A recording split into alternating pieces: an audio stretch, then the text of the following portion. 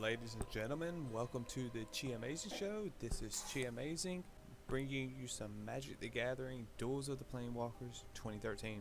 Now, obviously, this is not the normally scheduled Let's Play Diablo 3 Hardcore. We decided to bring you something a little bit different this week and introduce our new show. Well, my new show.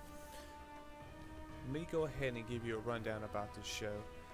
It's approximately a 10-minute show every week, every Friday, except for today, where I'll play a variety of games. Here we're starting with Magic the Gathering, or I've actually already started with Magic the Gathering, but we'll be playing a variety of games. This should be a PG show, as in there will be no obscene profanity, no mention of anything lewd, for the most part. If there is, I might preface those videos with some form of warning. This also will be mostly solo, as in it will be mostly just me talking to you guys while I play something.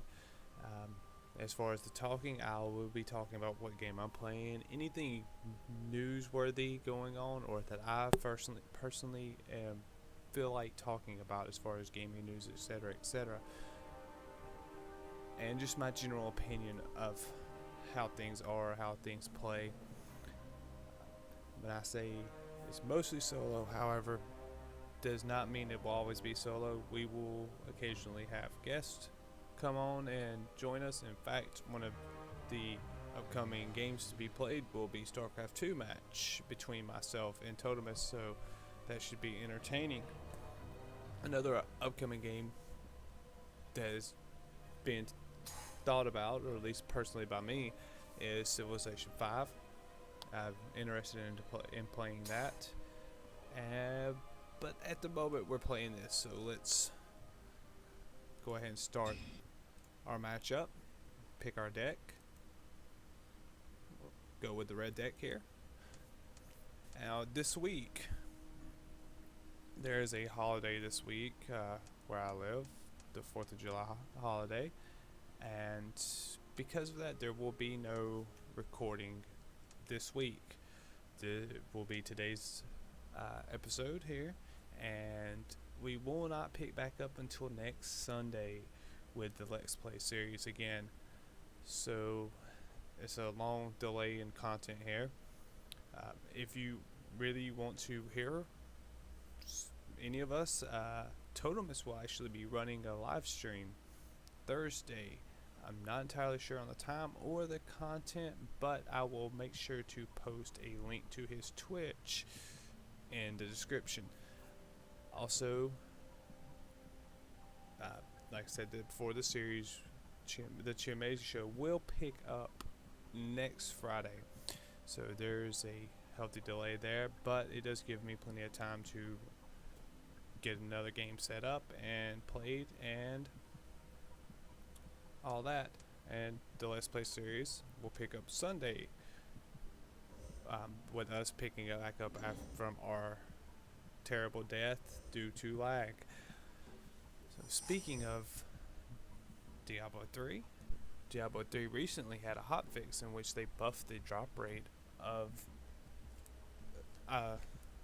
item level 61, 2, and 3 items in Inferno, and overall I'd say I'm pretty pleased about that.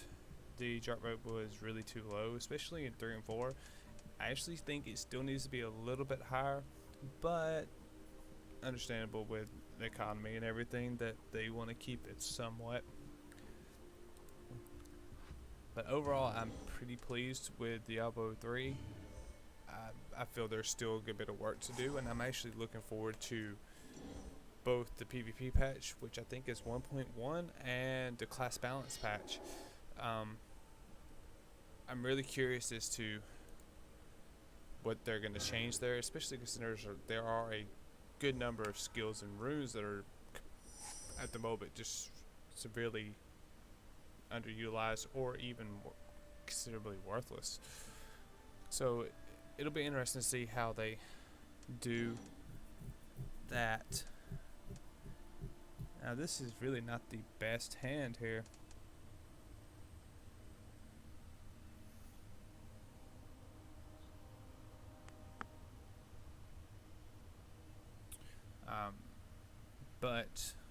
you know, it is what it is. We'll go ahead and nuke this guy here. As regards to this game that we're actually playing here, overall, I have to say I'm pretty pleased with this game. I haven't played Magic in many years. Actually, played the physical card game, and before this, it had been about the same amount of time since I'd actually played any form of Magic. I think I played the original, Duel of the Planewalker when it played the demo of it, and it was okay. So far, I have to say they have done a pretty good job with this. The UI is pretty good here. Obviously, the cards they're Magic cards, and Magic cards are awesome, and they have awesome art.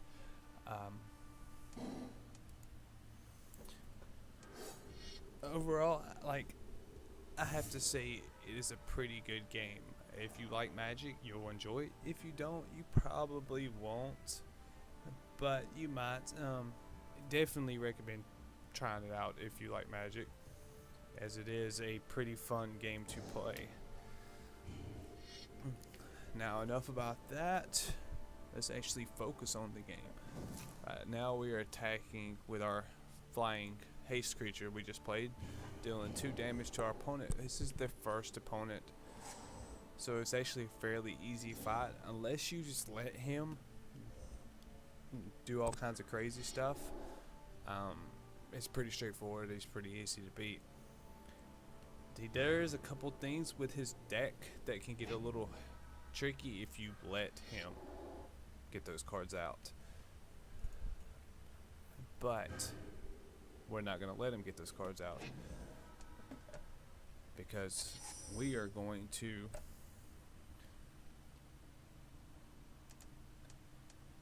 target him for 3 damage with this bad boy right here, and then we are also going to attack with our Phoenix. Now the Phoenix, whenever opponent is dealt damage by a red instant or sorcery spell you control, or by a red Planewalker you control, you get to return this card from your graveyard to your hand. Not very helpful at the moment, seeing as the card is on the field, not in the graveyard, but it could be helpful if he does kill it. He's not going to kill it. What he's going to do is bounce it back to my hand. You see, return target non-land permanent to his owner's hand, which will prevent the 2 damage we were just going to deal, but it's okay. We still got him. We're at 20. He's at 15. So let's see what he's going to do.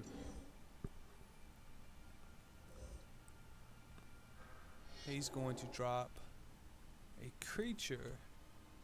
He gets to return a target instant or sorcery card from his graveyard to his hand. I'm fairly certain he's going to return that bounce, and he did. That's going to let him bounce our creatures back to our hand yet again. What we're going to do instead is we are going to play Searing Blaze. Now this card normally only deals 1 damage to target creature and 1 damage to target player and 1 damage to target creature that player controls. However, because we played a land, we're going to do 3 damage instead. So that should be enough to kill off this guy, and it is. Now we can't do. I miscalculated there. I thought I was going to have enough to redrop, but I didn't. But I will now. So we're going to go ahead and drop our Phoenix back down. And since it has haste, we can go ahead and attack again. And we're going to knock him down to 10 now. I wouldn't be surprised if he bounces. And that's exactly what he's doing. But we went ahead and got that bounce out of his hand.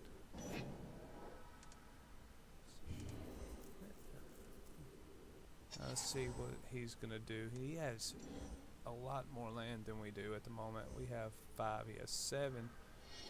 He's going to drop a full version of the Sphinx Bone Wand. Now, this is what I was talking about when you let him play certain things. This card can actually become dangerous quickly.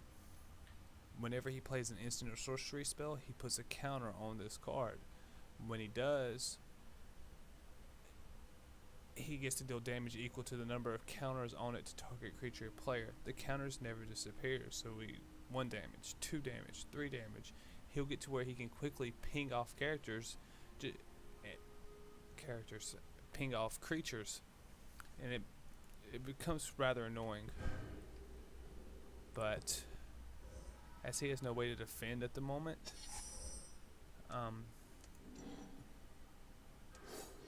it'll be okay, I think.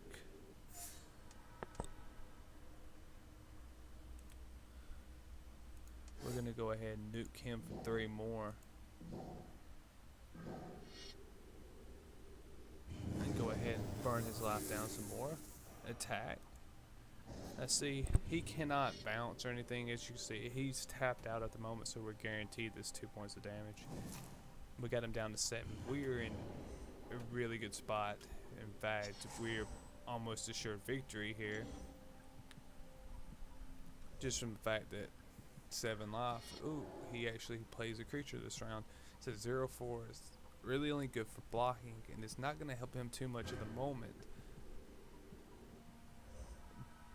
as we're playing predominantly flying creatures here. And that's exactly what we're doing. We're playing yet another flyer. This one has pump, which is very useful. We don't get to use it this turn, but next turn we will definitely be pumping him up.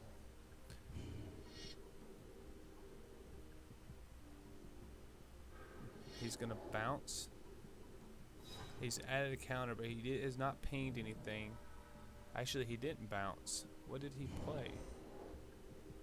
Oh, -5, -0 to negate the damage. No, it's just he's delayed himself around. Ah. Now this turn, if he does anything, he will actually be able to kill one of these creatures off. But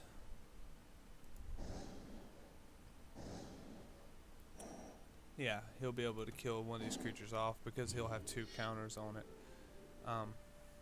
Let's go ahead and pump that up 1. But he didn't. He must not have anything in his hand at the moment. Actually, he has no cards in his hand. That is not good for you. As 1 more round and you're hasta la vista. In fact, not even 1 round, and play this instant and kill you.